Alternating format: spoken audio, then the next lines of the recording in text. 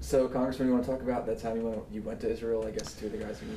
Yeah, so proud today for the Berman brothers that are being released, two of the 20 hostages, and a lot of notoriety given to these twin brothers. But in August, I happened to be at their home at Kfar Aza in the south part of on the southern part of the Gaza Strip, just across the Israeli border, and saw the bullet hole riddled homes there and heard the stories and saw their pictures and talked to the people that were still there connected to that little kibbutz on the southern part of the Gaza Strip. And it was just a compelling time to be able to see firsthand the horror that took place on October the 7th.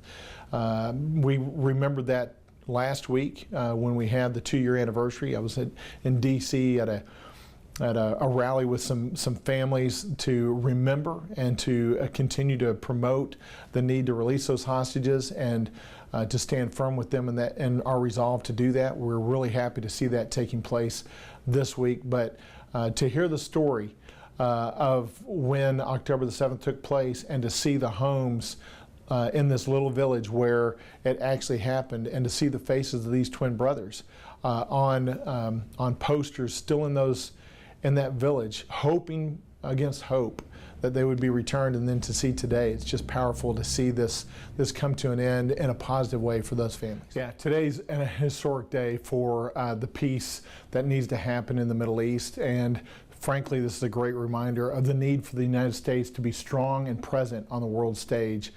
Kudos to President Trump for making this happen. Without him, without the strength in the White House, this would not be possible. But today I'm overjoyed for the families of those 20 released hostages that are still alive, that were brought back to Israel and reunited with their families. What do you hope to see in this coming peace deal, both from the Palestinians and from Israel? Well, it's going to take commitment, not just commitment from Israel and its neighbors, but commitment from countries worldwide. You see today a number of leaders from a number of countries. They're present to show their support for this peace agreement and this peace plan. And it's going to take continued commitment, because the division that's been going on in the Middle East is not something that's just in the recent past. I mean, it's been going on for thousands of years. And so in order for us to maintain stability in the region, we've got to have continued presence there, continued influence. We need to build lots of support for the people on all sides of this issue, so that we reaffirm day after day we want peace, stability, we want democracy, we want security in that region for everyone that is a peace-loving person. Mm-hmm. We've also seen the images coming out of Gaza, and Gaza is just pretty much demolished. How do we rebuild there, but also that we're not involved there forever like we were in Iraq and all those places? Well, it is going to take continual presence from the world to be there and to make sure that security in that area continues. It's not something that's just going to happen today, and we certainly cannot forget about it tomorrow.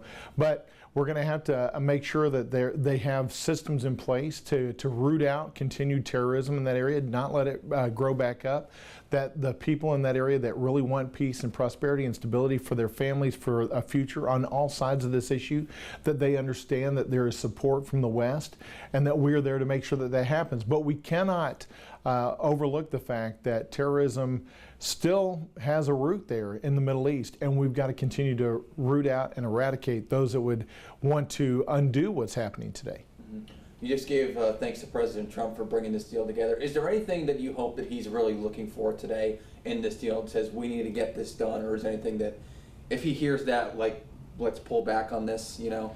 Well, President Trump is a president that wants peace. He's made that clear since the very beginning. He wants to end the conflicts around the world, but he understands that it takes strength. He's not willing to just bend over backwards and to do whatever is necessary by the evildoers that are pressing these conflicts. He's not willing to just give in to their demands, but in fact he brings strength to the table, and he makes them give in to his demands and the demands of the West, and that's the appropriate way to handle it. So I do give him kudos, because if it were not for his strength in the Oval Office, we would not see this peace deal happening today. You talked a little bit about Palestinian accountability. Can you talk about how we keep Israel accountable on their side as well? Yeah, it's the same way. Lines of communication need to go on both with Israel and the Palestinian partners that are part of this agreement, and we have to recognize that there are folks that are still motivated on all sides of every conflict by power, by influence, by money, by the things that that influence us in the wrong direction, and we need to remind them that we're not going to stand for that. That we want long-term peace, stability, prosperity for all people in that region. And the moment that anybody gets out of line in that, we need to get them back in line, because truly the conflicts in the Middle East will find their way to our borders. They have already in our nation, and this is a national security matter for us. We have great national security interests in what happens in the Middle East. Israel has been a longtime ally, needs to continue to be a longtime ally. Doesn't mean that they're perfect, and so we want to be sure that we're holding them accountable. Accountability will be most able to be done if we have transparency in that, and if we are involved. If we stand on the sidelines and just look from afar, it's hard to hold our partners accountable. Mm-hmm. Last question on Israel. Are you confident that this is the end of this war? No, I'm not confident that this is the end of conflict generally in the Middle East, and I don't think anybody should proclaim that that is actually the case at the end of the day, because truly this has been going on for thousands of years. Even though we've got entities that are agreeing to see this peace deal happen today, and we're seeing the exchange of hostages. It's a great step, but it's a first step. And even the White House has said this. This is a first step in many, many years of ensuring that peace and stability continue in that region. But it is an important first step, and it's I think a touchstone moment in time when we can look back in a decade or two and say, wow, that really made a difference. And certainly for the 20 families that are receiving their family members home today, it does make a difference.